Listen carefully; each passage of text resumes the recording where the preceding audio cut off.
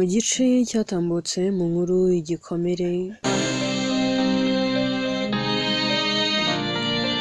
twasize uwitwa Gavi yaramaze kuganira n'umugabo we Niran. Aha Niran yaramaze kumuha agasopo ndetse yaramaze kumuhereza amabwiriza y'ibyo atagomba kurengaho. Yaramaze kumubwira ko abantu bose bazi ko ari umugore we,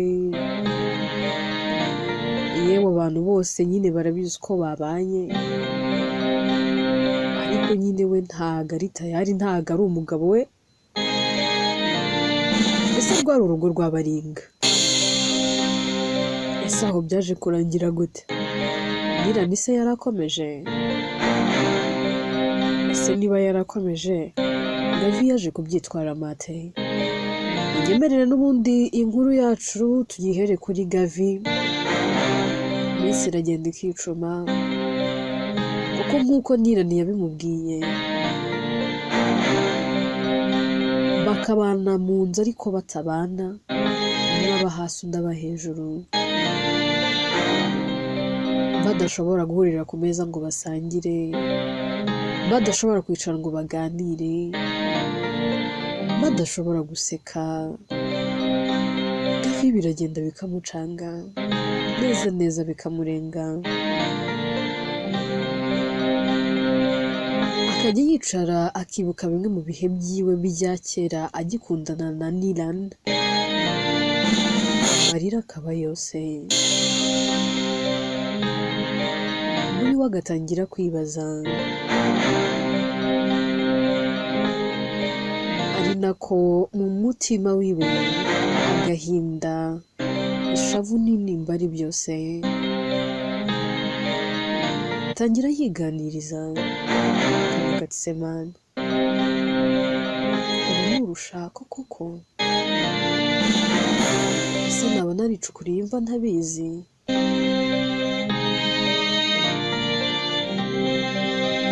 Ubundi si ibi ni ibiki?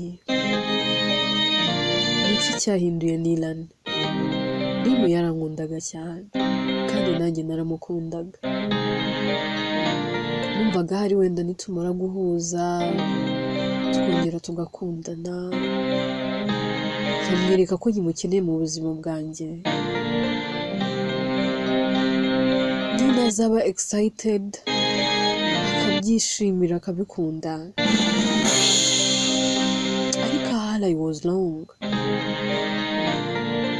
yaribeshye. Gusa umugabo kuva twabana araza anambwire ngo waramutse, umugabo kuva twabana nta na rimwe aranambwira ati basi ngwino dutemberera ahangaha. Abantu bose nirwa mbabeshya ngo tuzabasura ndi kumwe n'umugabo wanjye, abantu bazi ko twagiye muri honeymoon, abantu bazi ko tumeze neza twishimye, ariko ndebera ndara mu cyumba cyanjye nyine, imbeho ari yose, irunga ari ryose. Ibaze ko ntashobora no kumbaza ngo meze gute, mbese bimeze nk'aho adahari mu buzima bwanjye. Tumeze nk'aho hagati yanjye nawe nta muntu n'uyu n'umwe uhari. Simpari kuri we, nawe ntahari kuri njyewe. Ese mpande uru ni urugo? Ni iki? Ni iki nakora basi? Ese mbigenze ne? Agira atya akigira inama, akajya kureba Limu.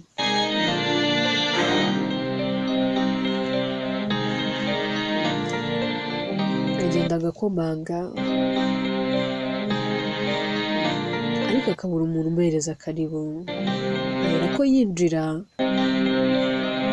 mu kwinjira akabona nta muntu ari kubona. Mu gihe agihagaze aho ngaho n'amahera akaza aramwitegereza akamwata, ariko se wa mugore we ugira ubwenge, uratekereza, ntabwo witekereje ubwonko bwawe buratonekara, basi se amatwi yawe arumva? yavaho gusubiza aramureba gusa agaceceka. Nyiranahera akamubaza akavuga ati Gavi, ni we ndi kubaza, ni we duhagararanye hano, nta wundi muntu turi kumwe uretse wowe. ubundi ujya wumva? naguhaye gasopo ndakubwira ngo ntiwemerewe kuza hano, ntiwemerewe kwinjira iwanjye kuko nanjye nemerewe kwinjira iwawe. none ugeze hano gute? ushaka iki basi? Gavi araturika akarira ugahita, ariko se Nilane ndagukoze iki? niki nagucumuyeho koko? ese basi niba ari ikosa nakoze mbwira ndisabire imbabazi, nangwa se unamana ariko umane mu bundi buryo, kuko igihano uri kumpereza kirenze ubwenge bwanjye pe, ntabwo ndi kubyumva, sindi kubikurura. basi shyire mu mwanya wanjye, ibaze ibintu uri kunkora ari njye uri kubigukora, reba agahinda uri kuntera. naje nzi ko nje nyine mu rugo rwuzuye umunezero n'ibyishimo, ntabwo nari nzi ko nje guhura nyine n'aka gahinda, ndi kurara ndira nkirwa ndira. kujya mu kazi mba numva nabishoboye, ndavuga se ndajya mu kazi mbishobore, ndajya mu kazi se ngakora ibikunde.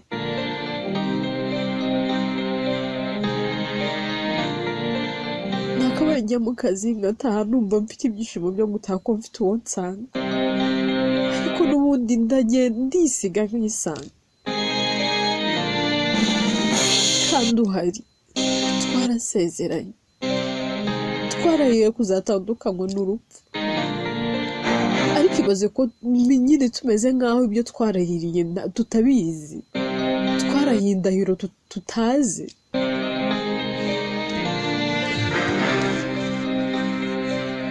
ati ndahiro se, ndahiro ni ibiki? ndahiro ni indahiro nyine. mwana w'umuntu akurahirira ko agukunda kandi azagukunda by'iteka, bwacya akaba yabyibagiwe. twe ba mbere se baba bararahiye kandi indahiro zikaba nta kintu zivuze. Gavire urikunda ukarengera, washatse kunyambura ibyishimo, ushaka kunyambura umunezero muke nari mfite. rero nyine niba waranyambuye ibyishimo nari mfite, wumvaga nyine ngewe nzabaho nyine muri uwo mwijima w'icuraburindi njyenyine, nyine ngwino tuwufatikanye. abizi neza sinakwangaga, sinari narigeze nanakwanga, njye nawe twari twaratandukanye mu mahoro. wari ubizi ko twahoraga dushwana buri munsi, ntitwamaraga iminsi ibiri tudashwanye. ni bande batonganye? ni Nirani na Gavi. ni bande basohotse bakavayo bashwanye? ni Nirani na Gavi. kandi tugarura dupfa utuntu tw'amafuti. reka ngire ikintu nkubwire, kuba abantu bakundana nangwa se kuba urukundo ruhari ku mpande zombi, ntabwo ibyo ari byo bisobanura ko nyine abantu baba bagomba kuba umugore n'umugabo. ibyo ntabwo bihagije ngo ubere umuntu umugore nangwa se bakubera umugabo. urukundo rugeraho rugashira. muri ubu buzima niba uzi neza ko udafite umuntu mukundana ubasha kwihanganira amafuti yawe, ku buryo niyo wakosheje abasha kukumva agatuza, ikintu kirimo. urukundo rurihangana, urukundo rurizera, urukundo rurababarira, ntiruhutiraho ntirukora ibiteye isoni. rwizera byose, rwihanganira byose kandi rubabarira byose. ariko si urwo rukundo njye nawe twari turufite? nibyo twarakundana, ariko twahoraga turwana. Ese ujya wibuka ko hari igihe wigeze kunslapinga imbere y'abantu njyewe nawe kemera nkihangana ngaseba imbere y'inshuti zanjye tujya gutandukana uribuka ukuntu byagenze uribuka ko wanslapinze imbere y'inshuti zanjye just gusa kubera ikintu gito wari ubonye kwibutse neza njye nawe twari twasohotse wari uri gukoresha telefone yanjye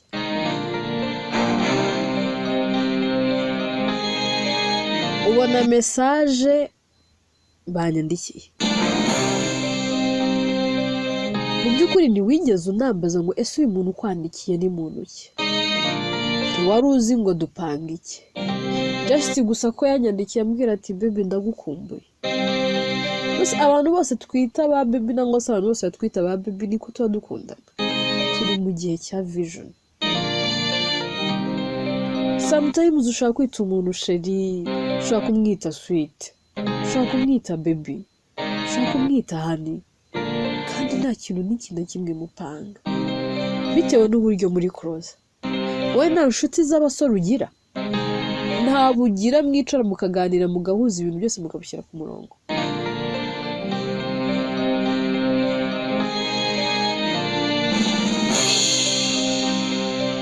Urangije uburiteye ati ukansobanurira nta n'ikintu nta nibi utaramana n'umwanya ngo nisobanure wari umaze kunslapinga.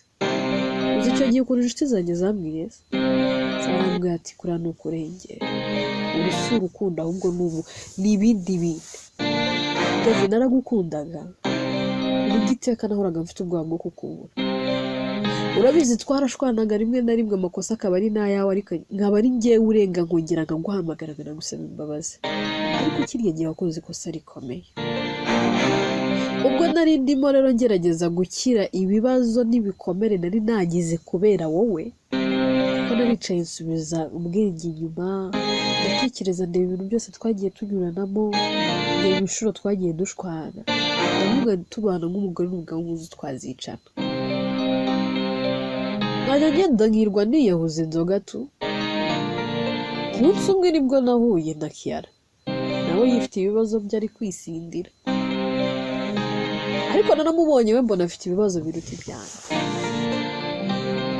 Ubw'amahirwe ntabwo aze kubw'imyaku yawe nakunze Kiara ku munsi wa mbere nkimubona kuko wenyine ntago nyine yanyigaragarije uwo ari we ariko nyuma nza gusanga nawe si yari we byari ibibazo. Mu gihe namaze nkundana na Kiara ntiyigeze ambwira nabi, ntiyigeze ambwira ijambo ribi.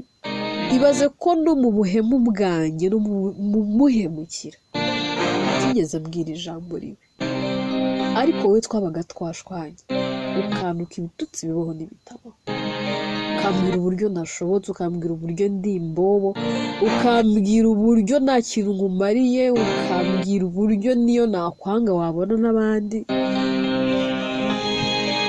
Warampemuje pe, warampemuje. Nimara gukundana na Kiara nasobanukiwe ko urukundo ntabwo ari uguhora ufite ubwoba bw'uko uzabura uwukunda. Urukundo rwa nyarwo ni ukwizera ko uwo mukundana umufite mu bibi no mu byiza agomba kugukunda pana wa wundi ugukunda nyine rimwe na rimwe. Urukundo rurubaha sheri kandi wenda na rimwe wigeze unyuba. Nafata ariko naragukundaga nyine natse ngenda bihakanye ntabwo mbihakanye ariko nyine ntabwo twari guhuza. Hanyuma ubonye biranye urabizi neza ni wowe wansirapinze mu maso y'abantu. Kuva icyo gihe ndarahira ndavuga ati apana, ubwo niba unsirapinga aho abantu bareba aho abantu batareba byagenda gute?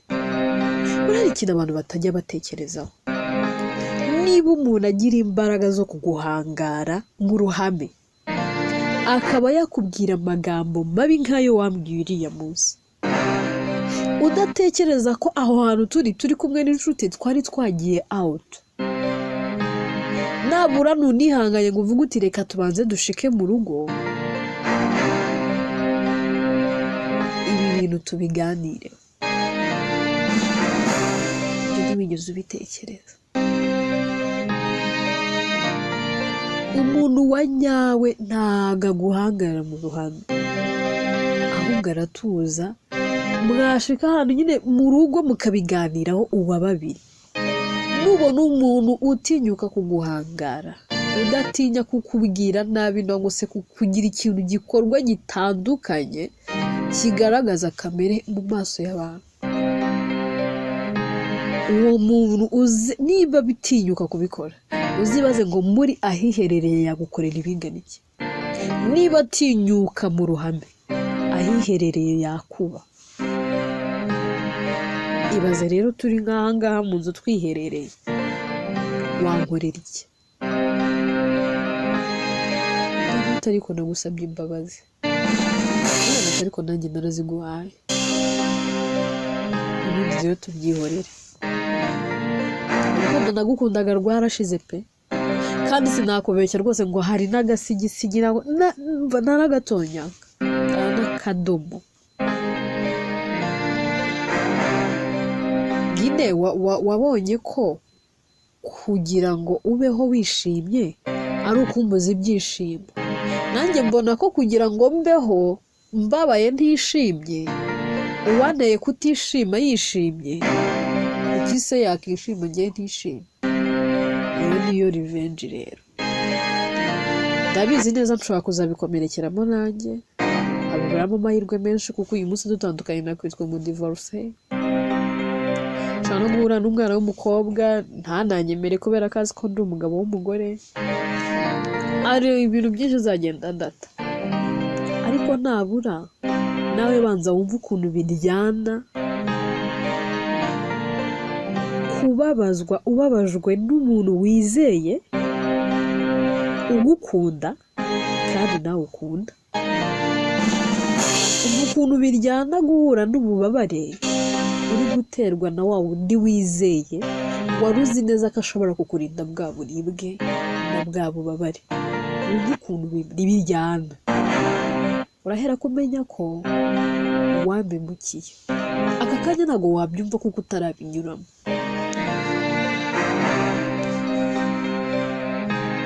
Bagira atya akitegereza Nirande, akavuga ati se basi bizatwara igihe kingana iki kugira ngo umbabarire? Ese basi uzambana bingana iki kugira ngo noneho umfate nk'umugore wawe tubane nk'umugore n'umugabo? Basi amakosa ndayemera,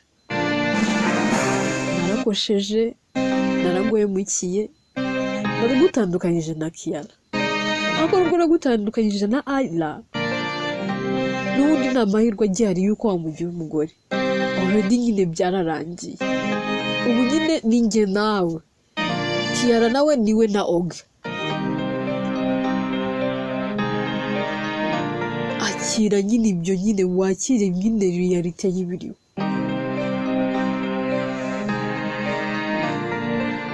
Rero anagira atya agaseka, kabwira akavuga ati ariko Gavi, siko ukiri umutesi? Ese urumva ufite icyizere ko nyine bizashika aho ngaho, nyine igihe kizashika njyewe nkemera nkaba umugabo wawe? Bize mu zihe nzira se? Nyine reka njye nawe tubane muri ubu buryo. Wajya hanze ukajya gukundana, ukajya gushaka undi muntu muteretana mugakundana, wabyihorera ukaba aho ngaho ukomeje gutegereza ngo wenda ngo Rima azagera ngo ngahindure intekereza nkunde. For me I don't care. Ndebaho kano kanya n'ibyishimo byanjye, ubwo nabyo wabimbujije. Warabimbujije pe. Ikindi wikumva ko igihe kizashikanye nawe tukanezererwa, kandi ibyishimo warabitwaye ntabihari.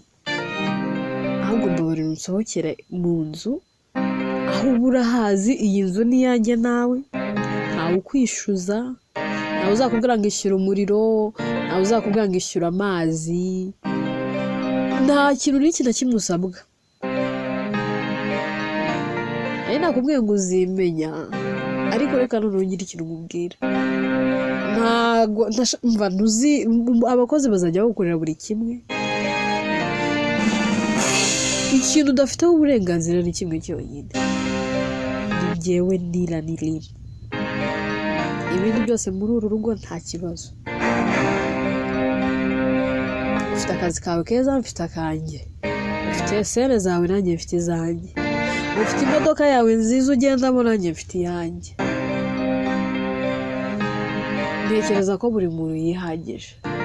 Niba hari ubufasha ukeneye uzahamagara inshuti zawe.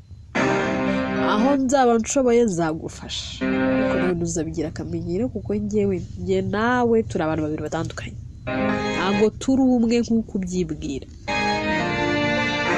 Ndatekereza rero niba wumvaga ko ibyo nakubwiye bishobora kuba ari ibinyoma, maybe narikiniraga, ndagira ngo mbwire ko nari nkomeje. Ibyo nakubwiye ku munsi wa mbere tukibana nongere mbigusubiriremo. Hanze aha ndi umugabo wawe, kuko washakaga title yo kwitwa Mrs. Nila. Warayibonye rero, ariko njye nawe ntabwo turi umugore n'umugabo. Nizere ko nyuzwe nsohokera mu nzu. Davi biramurenga, ati ntabwo nsohoka, ndaguma hano njye ndi mu nzu y'umugabo wanjye. Nira ati ntuneze ibibazo, niba wahakunze nta kibazo, nanava hano nkagenda inzu nkayigusigira ugasigara uhaba wenyine. N'ubundi nagumye hano kugira ngo nkomeze byitwe ko ndi umugabo wawe, uri umugore wanjye. Niba utabishaka mbwira mpakinga ibintu byanjye, niba hano wahakunze nigendere uyisigaremo wenyine. Ati ntabwo wabikora. Ngira nati okay, haje mpakinga utwangushye nigendere, niba hano wahakunze amaze uvuge njye hejuru usigare hasi. Ati njyewe navuye iwacu nje kubana nawe, ntabwo navuye iwacu nze kuba mu nzu ya njyenyine ngo njye mu cyumba cya njyenyine kandi mfite umugabo. Ibintu ntabwo nabyemera. Tuve kuri abangaba twigire kuri Ethan, abarimo aganira n'umugore we.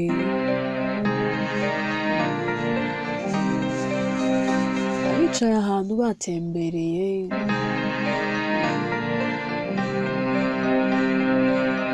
Ethan agira atya akabwira umugore we Ella, ati baby,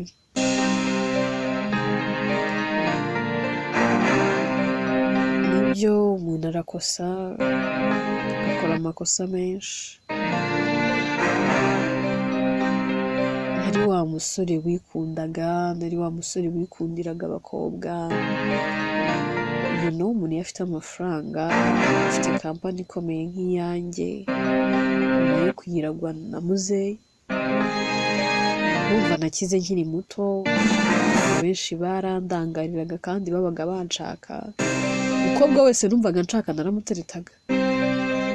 Uranabizi rwose ko nta na plan nari mfite yo kugutereta. Nabonaga uri umukozi wanjye, numvaga rwose nta kintu twavuga. Wenda wowe uza no kunkunda, kandi kuko waranankundaga ukanabinyereka, sinari nanabipfuyeho. Nubwo rimwe na rimwe bitananyuze no mu nzira nziza, kuko hari bamwe bagiye babibabariramo barimo na Kiyara. Ibyo yaranakubabariye mwarabirenze. Ariko hari ikintu ngira ngo nkubwire mugore mwiza, natangiye numva ntagukunda, yewe numva ntanagushaka, numva nta plan pe. Nanumvaga igihe kizashika ngashaka undi mugore. Urabyibuka ko ari igihe cyashitse numva ndakwanze, ndanakuzindutswe, numva sinshaka no kukureba. Ariko kuva byishimo yaza mu buzima bwacu, byinshi cyane byagiye bihinduka muri njye. Nabashije kubona undi muntu muri wowe ntari narigeze mbona kandi ntari narigeze menya. Wanyeretse ko ubumuntu atari ikintu umuntu yihigamo, ahubwo ari ikintu umuntu avukana kandi kiba kiri muri we, kiba kimuri mu maraso.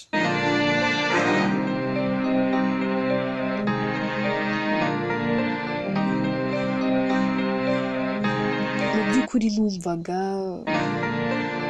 isi yanjye yararangiye, nta munezero, nta byishimo, numva nyine sinzi. Ariko honestly, uko iminsi igenda ishira niko ngenda ndushaho kugukunda, ariko nanone nkagira ubwoba kuba ndagutakaza. Ndi kugenda ntemberana nawe ahantu henshi hagiye hatandukanye, tugafata amafoto, tugafata amavideyo, byose ari ukugira ngo nzajye mbona nibuka umugore wanjye. Ndabizi ko isaha n'isaha uzansiga ukagenda,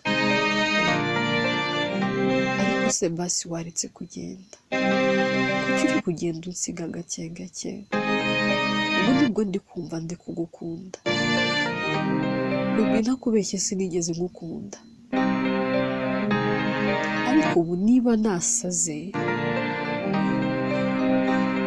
niba kuko urukundo rw'ibisazi rubaho, urwo nirwo rwanyatatse, nsigaye nkureba nkakubona n'ubwiza budasanzwe, kandi mbere sinabibonaga. Ndakureba nkabona ku isi yose ninjye ufite umugore mwiza, umugore w'umukozi, umugore w'umutima, umugore wanyuze mu bikomeye byinshi byamukomerekeje ariko bikamutera gukomera. Ufite ahahise hatari heza, wabayeho nabi, wari ubuzima butari bwiza, atari uko wabihise. Inkuru yawe iri so sad.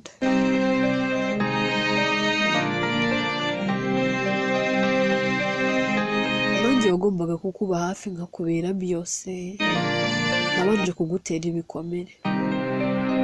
Niyo mpamvu kano kanya ngira ngo umpe amahirwe nkosore amakosa yose nigeze nakora.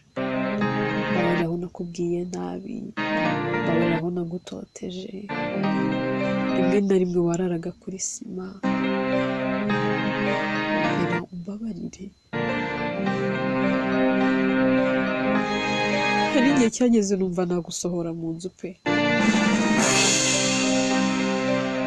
ariko Imana ishimwe ko nigeze nkora ayo makosa. None mfite ubwoba ko nimara gupfa nzagukumbura, era byose ababyumva tangira kuzenga amarira mu maso. Birashya akabwira umugabo we Ethan, akamubwira ati papa byishimo,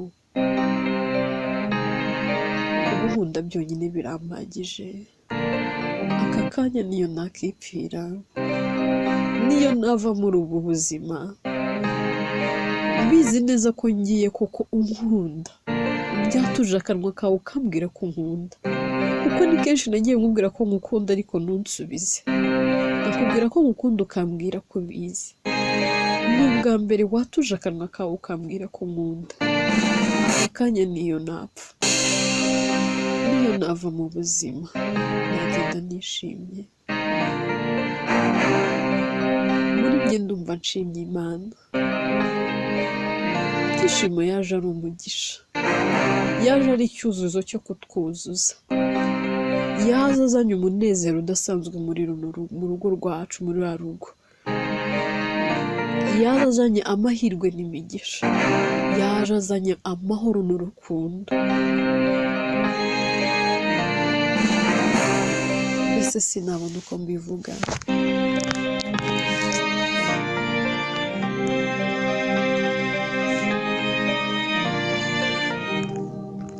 icyiza kano kanya ndi kwishimira ni uko ngufite mu buzima bwanjye kandi nkaba ngukunda nawe ukaba unkunda, ibyo byonyine birampagije.